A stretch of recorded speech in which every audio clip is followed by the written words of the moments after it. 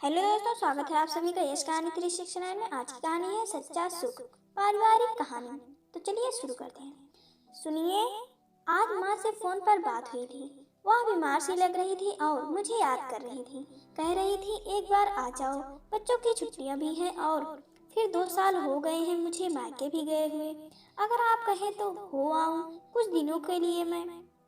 श्रुति ने अपने पति माधव से रात को बिस्तर पर सोते हुए पूछा। क्या मायके? श्रुति, अभी जाने की सोचना भी मत। और ये क्या? माँ बीमार लग रही थी, अब उनकी उम्र हो गई है। बुढ़ापे और बीमारी का तो चोली दामन का साथ होता है। तुम चिंता क्यों करती हो? वहाँ तुम्हारे भैया भाभी हैं ना, उनका ख्याल रखने के लिए। और वैसे भी सुबह ही दीदी का फोन आया था, वह कल आ रही हैं। उनका ख्याल कौन रखेगा?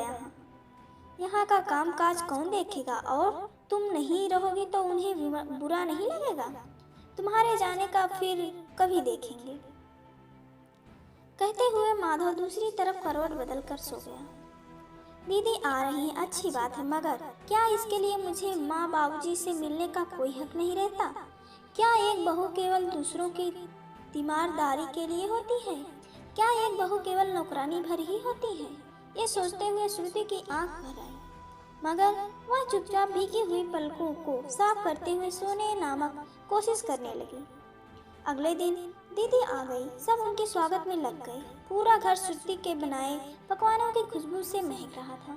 श्रुति होठों पर मुस्कुराहट की परत ओढ़े उनके तथा पूरे दिन का भाग दौड़ के कारण श्रुति बुरी तरह थक चुकी थी। बिस्तर पर लेटते ही नींद ने उसे अपने आगोश में ले लिया, लेकिन माधव को नींद नहीं आ रही थी। उसने सोचा क्यों ना दीदी और माँ बाबूजी के गप्पे लड़ा आऊं।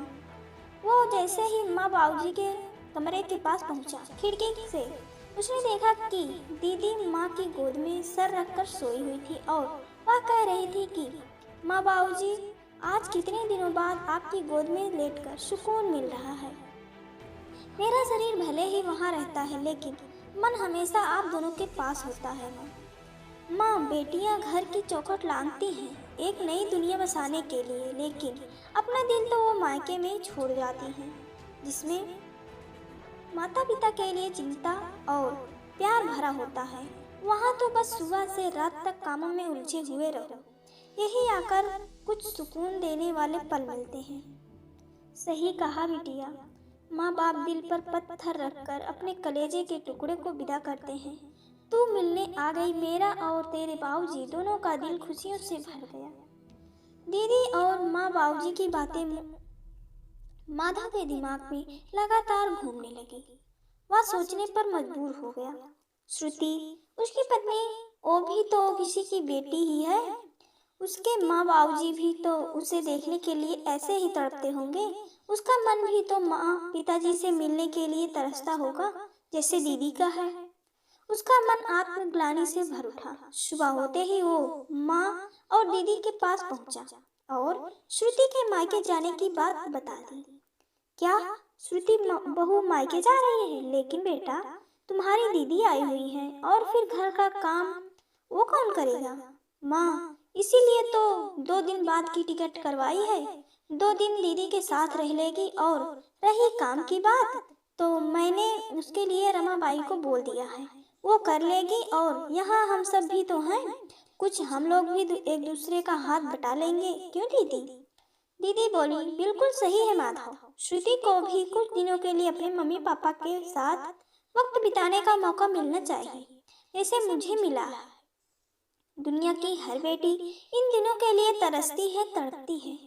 तुम भाभी के जाने की तैयारियां करवाओ माधव। माधव भैया, मैं तो यहाँ हूँ और मैं कोई मेहमान थोड़े ही ना हूँ। मैं भी काम में हाथ बटाऊंगी ना, कहकर दीदी मुस्कुराने लगी तो साथ में माँ और बाबूजी भी हंस पड़े। माधव रसोई घर में पहुंचा तो देखा श्रुति रसोई के काम में लगी हुई थी, लेकिन दुख उसके चेहरे पर साफ दिखाई दे रहा था। माधव ने उसका हाथ अपने हाथ में लेकर टिकट उसके हाथ में रख दी। श्रुति बोली, ये क्या है जी? टिकट? ये टिकट पर अपना नाम और मायके के शहर का नाम पढ़ते ही श्रुति खुशी से उछल पड़ी। साथ ही उसकी आंखें आंसुओं से भीग उठी। माधव जी, आप कितने अच्छे हैं, कहकर श्रुति ने उसके कंधे पर सर रख दिया। माधव बोला, नहीं श्रुति, अच्छा मैं नहीं बल्कि तुम अच्छी हो। तुम हो जो मेरे घर और परिवार को संभालती हो, तो भी बिना किसी शर्त के। मेरी माँ बाबूजी बच्चों की जिम्मेदारी निस्वार्थ भाव से, और मैं तुम्हें श्रुति, अब से तुम हर साल अपने मायके जाओगी और हो सका तो मैं भी तुम्हारे साथ चलूंगा।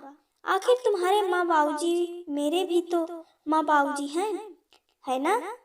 जी, श्रुति मुस्कुराते हुए बोली। अब माधव श्रुति के साथ रसोई घर में उसके कामों में हाथ बटाने में लग गया।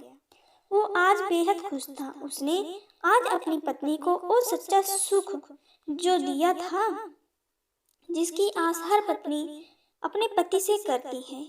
और मेरे प्यारे दोस्तों, आपको कहानी कैसी लगी हमें कमेंट करके जरूर बताएं, और अगर पसंद आए तो लाइक शेयर एंड चैनल को सब्सक्राइब करें। और पूरी कहानी सुनने के लिए आप सभी का दिल से धन्यवाद।